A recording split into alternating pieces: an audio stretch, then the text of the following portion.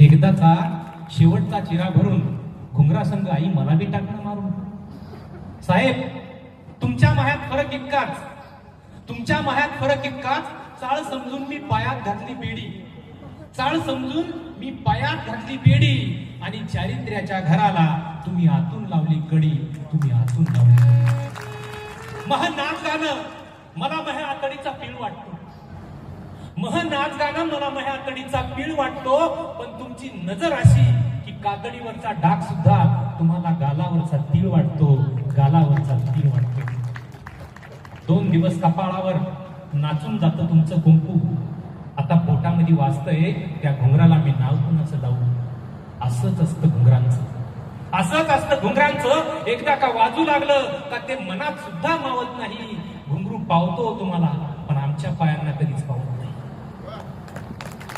कसं सांगावं की हा देह आहे हे कला केंद्र नाही, हा देह आहे हे कला केंद्र नाही.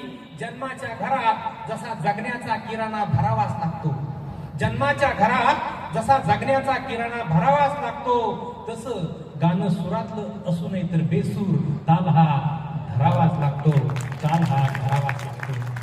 कसं सांगू साहेब, नखरा करून करून इथली कला कवाच गेली मरून. तरी सुद्धा फेटा सोडून नोटा उडून दारूच्या नशेत दात देताय. राया काय भरोसा तुमचा, सख्या साजना फक्त मुखवटा चाललाय, चेहरा कुठे तुमचा. नांदी म्हणून बाप निघून गेला, आईची रंगबाजी संपली नाही. बतावणी करण्यातच निघून गेलं आयुष्य, खऱ्या ओघासाठी काहीच उरलं नाही. उरलं फक्त एकच, ते म्हणजे घुंगरू. उरलं फक्त एकच, ते म्हणजे घुंगरू.